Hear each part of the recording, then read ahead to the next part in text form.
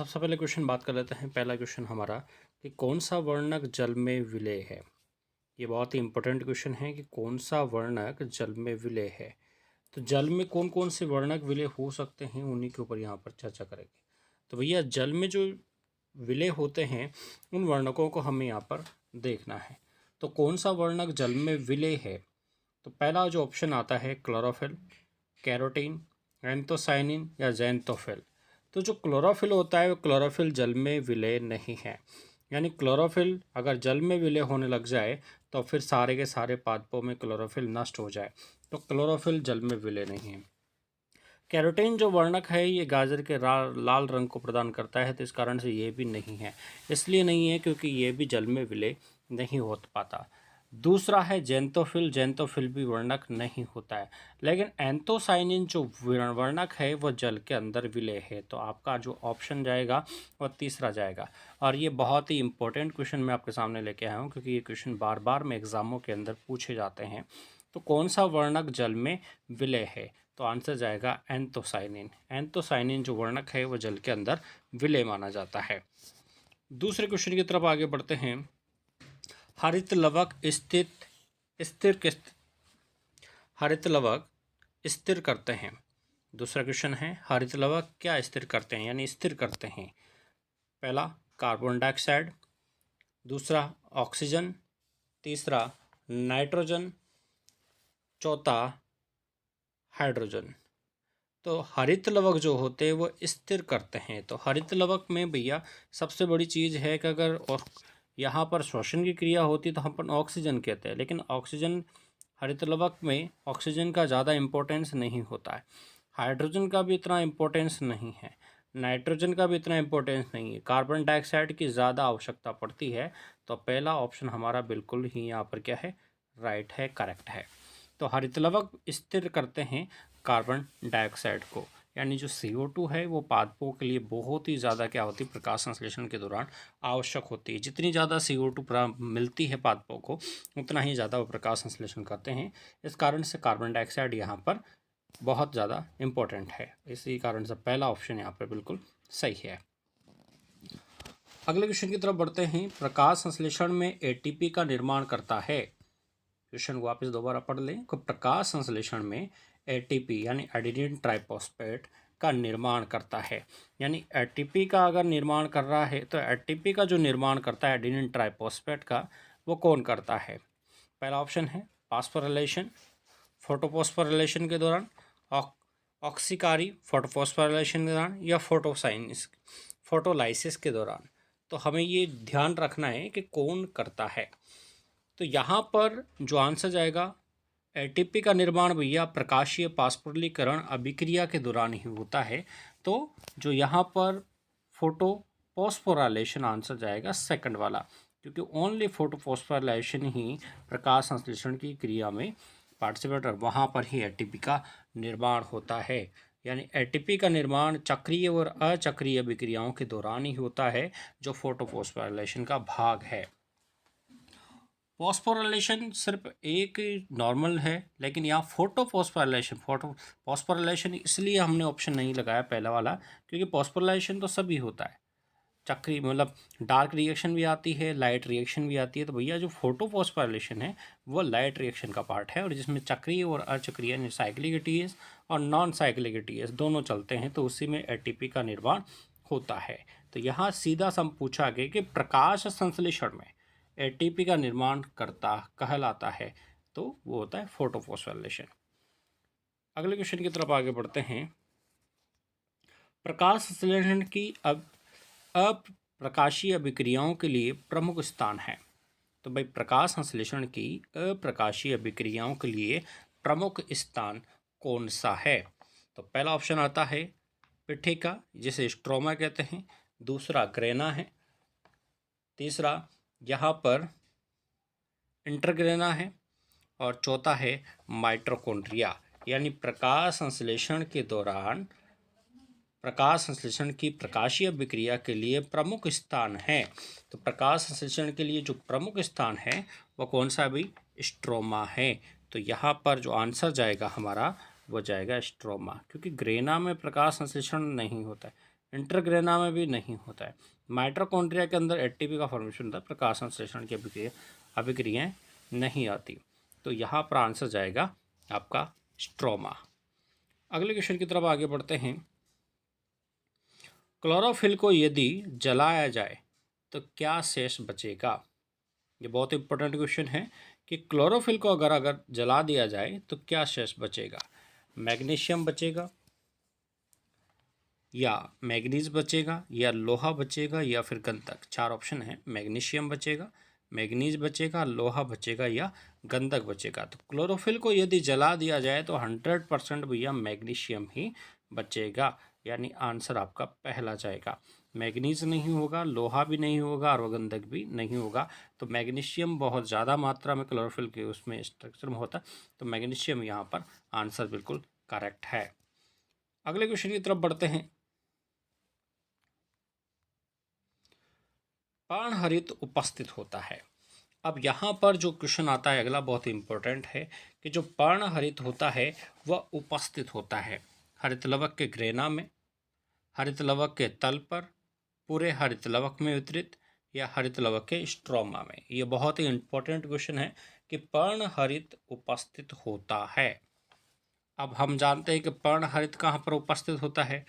पर्णहरित जो उपस्थित होता है वो यहाँ पर आपका ऑप्शन, आप सोच कर मुझे आंसर कमेंट करें कि इसका में ऑप्शन क्या हो सकता है। तो भैया पहला जो ऑप्शन है वो बिल्कुल करेक्ट है। यहाँ पर कि जो पर्णहरित उपस्थित होगा वह हरित लवक के ग्रेना में होता है, क्योंकि ग्रेना ही मिलकर पर्णहरित का वहाँ पर पोषण, क्योंकि इसी के दौरान वहाँ पर प्रकाश संश्लेषण होता है। हरित लवक के तल पर, ये आंसर गलत है। हरित लवक के तल पर नहीं हो सकता, तल क्या। तीसरा ऑप्शन आता है पूरे हरित लवक में वितरित। हरित लवक में पूरे कभी भी हरित लवक नहीं पाया जाएगा, क्योंकि वो तो पूरा पर्ण हरित ही पूछ रहा है ना। हरित लवक के स्ट्रोमा में यहाँ पर भी नहीं होगा। तो आंसर जो जाएगा हरित लवक के ग्रेना में। बिल्कुल आंसर करेक्ट है यहाँ पर, हरित लवक के ग्रेना में। अगला जो क्वेश्चन आता है क्लोरोफिल ए से, अगला जो क्वेश्चन आएगा क्लोरोफिल ए से बैक्टीरियो क्लोरोफिल निम्नलिखित होने से भिन्न होता है। और ये बहुत इंपॉर्टेंट क्वेश्चन है, आरपीएमटी में पूछा गया था पहले, आरपीएमटी में काफ़ी बार पूछा गया क्वेश्चन है, तो इम्पोर्टेंट है, आ चुका है पहले भी कंपटीशन एग्जामों में, तो इम्पोर्टेंट तो अपने आप में ही है। क्लोरोफिल ए से बैक्टीरियो क्लोरोफिल निम्नलिखित होने से भिन्न होता है।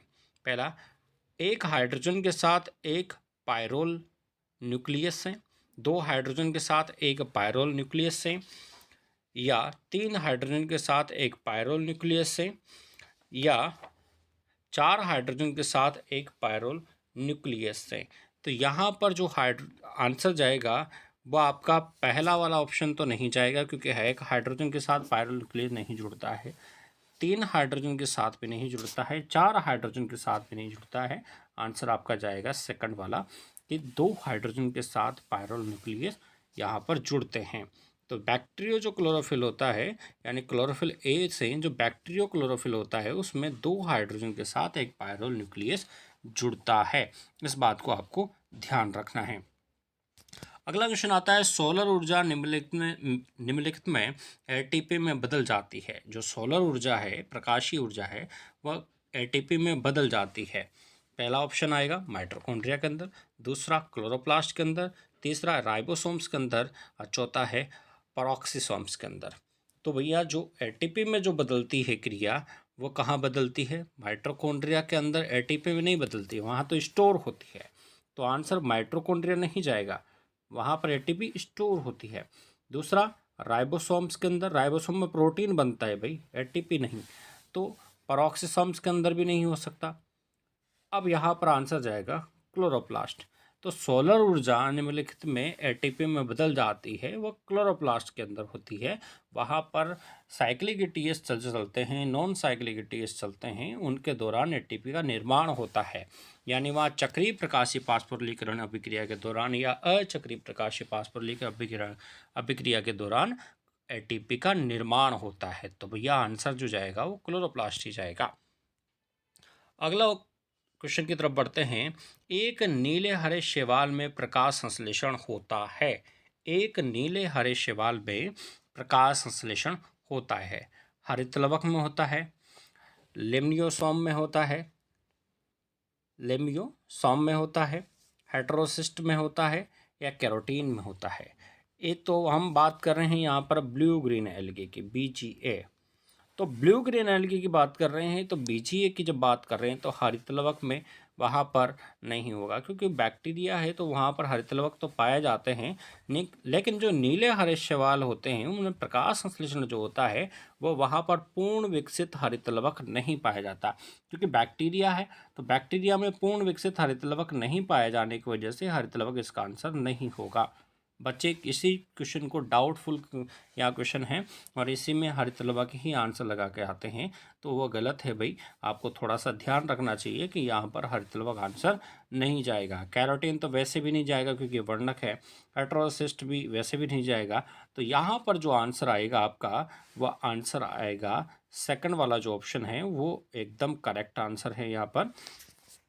तो आपका जो ऑप्शन जाएगा वो जाएगा सेकंड, लेम्नियोसोम में। तो वापस क्वेश्चन को याद रख लें, अच्छे से याद रख लें कि एक नीले हरे शैवाल में प्रकाश संश्लेषण होता है, वो होता है लेम्नियोसोम है। ये आपको याद रखना है कि एक नीले हरे शैवाल में जो प्रकाश संश्लेषण होता है वो कहाँ होता है भाई? लेम्नियोसोम में होता है। ये बहुत इंपॉर्टेंट क्वेश्चन है।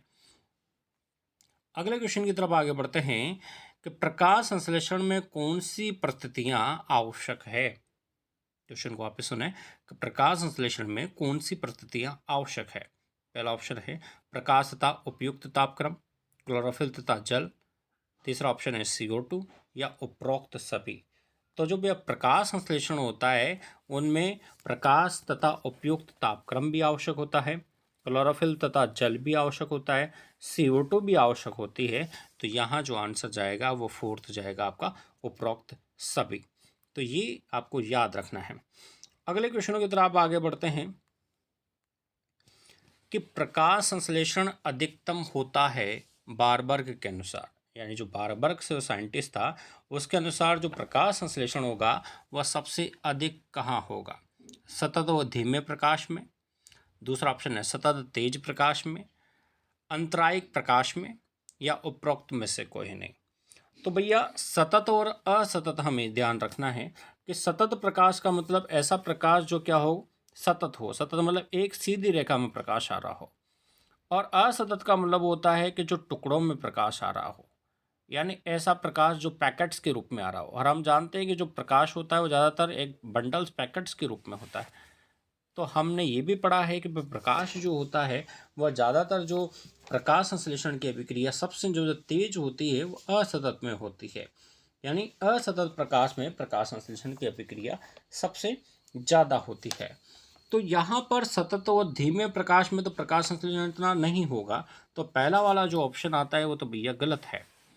सतत और तेज प्रकाश में ये भी गलत है, क्योंकि सीधा एक साथ प्रकाश अगर पौधे को दिया जाएगा तो उसके अंग जल जाएंगे और उतना वह एक अच्छी तरीके से वो काम नहीं कर पाएगा। तो दूसरा ऑप्शन भी यहाँ पर गलत है।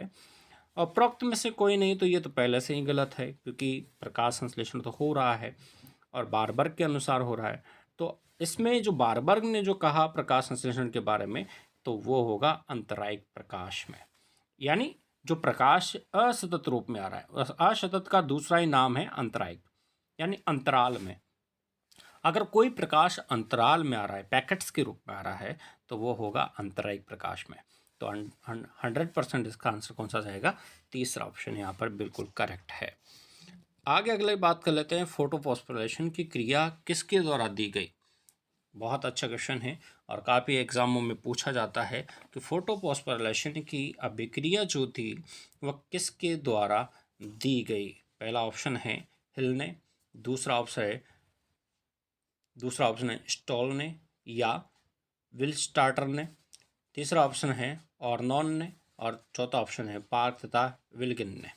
तो यहाँ पर जो आंसर आपका जाएगा वो आपको थोड़ा सा इसमें थोड़ा सा दिमाग लगाना पड़ेगा। अगर आपको थोड़ा सा डायरेक्ट अगर क्वेश्चन का आंसर अगर आपको आता है तो आप इन क्वेश्चनों का आंसर हैंड टू हैंड दे सकते हैं, और अगर थोड़ा सा भी अगर आपको तो डाउट रहेगा तो ऐसे क्वेश्चनों को आपको छोड़ना ही अच्छा रहता है।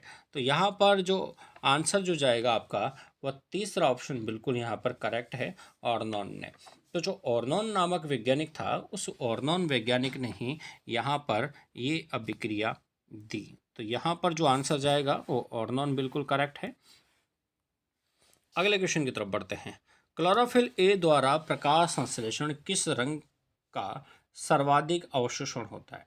क्लोरोफिल ए द्वारा प्रकाश संश्लेषण के लिए किस रंग का सर्वाधिक अवशोषण होता है? तो भैया किस रंग का सर्वाधिक अवशोषण होगा वो आपको यहाँ पर याद रखना है।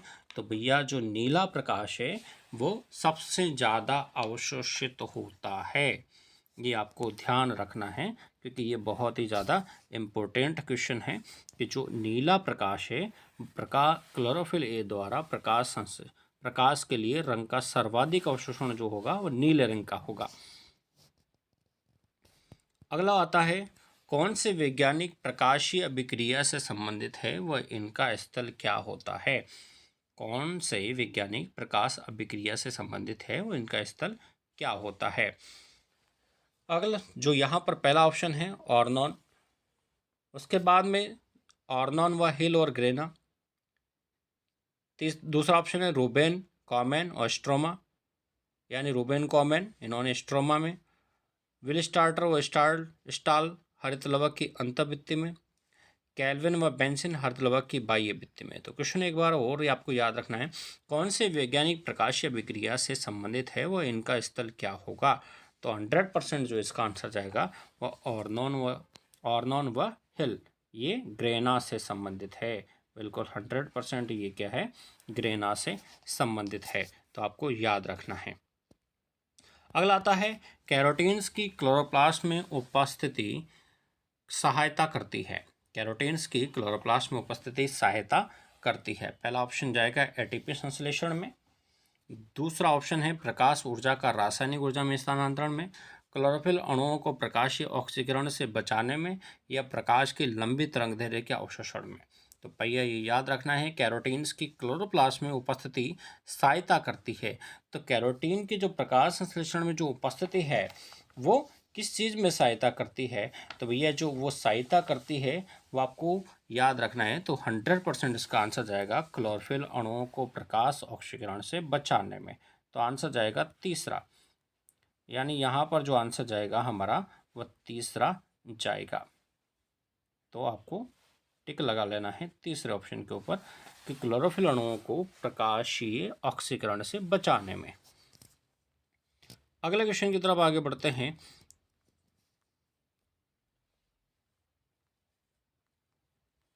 ये बहुत इंपॉर्टेंट क्वेश्चन है आपके लिए, बहुत ज़्यादा इंपॉर्टेंट है कि राइबोलोज बिसफॉस्फेट कार्बोक्सिलेज ऑक्सीजिनेज यानी रूबिस्को कहाँ स्थित होता है? राइबोलोज बिसफॉस्फेट कार्बोक्सिलेज ऑक्सीजिनेज जो एंजाइम होता है जिसे अपन रूबिस्को कहते हैं, और ये पृथ्वी पर सबसे ज़्यादा मात्रा में पाया जाने वाला एंजाइम है, और पृथ्वी पर सबसे ज़्यादा मात्रा में पाया जाने वाला प्रोटीन भी इसको कहा जाता है, रूबिस्को को।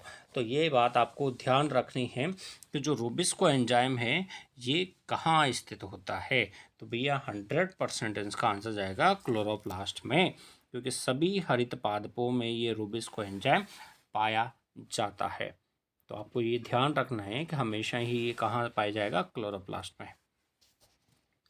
अगला क्वेश्चन आता है, किस प्रकार संश्लेषित जीवाणु में, ठीक है, पीएस फर्स्ट और पीएस सेकंड दोनों होते हैं, यानी जो दोनों जो ठीक है, दोनों जो चक्र होते हैं, तो पीएस फर्स्ट और पीएस सेकंड जो दोनों चक्र होते हैं वह किस जीवाणु में उपस्थित होते हैं?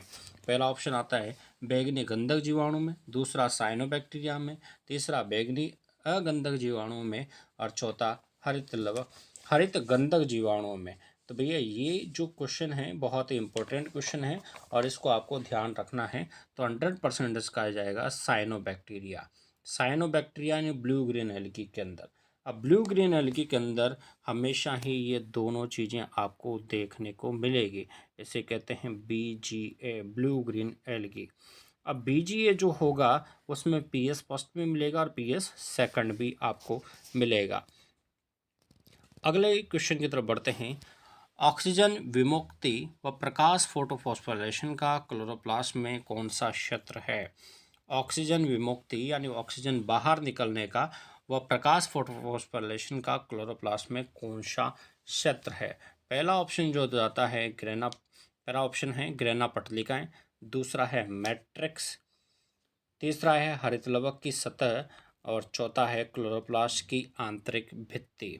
तो जो ऑप्शन जो आपका है वह सारे के सारे यहाँ पर एक दूसरे से मिलते जुलते ऑप्शन है, तो आपको याद रखना है इसका 100% आंसर जाएगा ग्रेना पटलिकाएं। तो जो ग्रेना की जो पटलिकाएं होती है वहाँ पर ये क्या होती है कि जो ऑक्सीजन विमुक्ति होती है प्रकाश फोटोफॉस्फोरेशन की क्लोरोप्लास्ट में ये क्षेत्र होते हैं, तो ग्रेना पटलिकाएं। तो आज का ये अपना सेशन ख़त्म होता है। लगातार ऐसे ही इम्पोर्टेंट जो क्वेश्चन हैं, जो साइंस के जो इम्पोर्टेंट क्वेश्चन हैं उनको मैं लेकर आऊँगा। तो अभी तक आपने चैनल सब्सक्राइब नहीं किया है तो चैनल को सब्सक्राइब कर लें। Thank you.